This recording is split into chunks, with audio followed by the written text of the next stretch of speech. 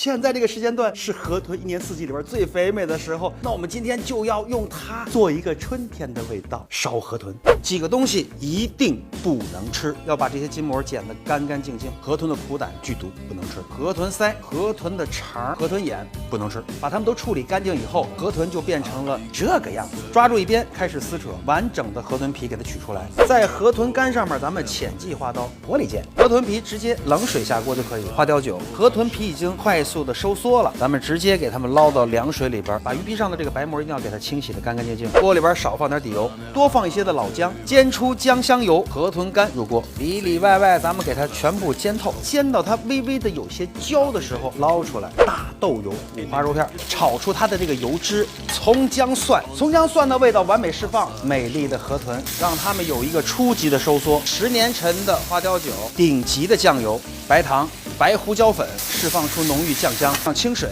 放上肥美的鱼干，陈年的花雕酒，大火沸腾，撇掉多余的浮沫，我们再加上经过处理好的春色，老抽调配颜色，大火烧开3分钟左右，我们把火调成中小火，盖上锅盖13分钟，汤汁已经变得浓稠了，河豚皮一起烧煮，还是少量的老抽，保持大火收汁儿。锅里的这个汤汁呢，形成一种完美的黏腻状态。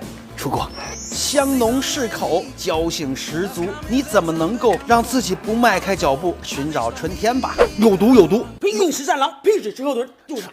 点个小心心，天天都开心。快手，拥抱每一种生活。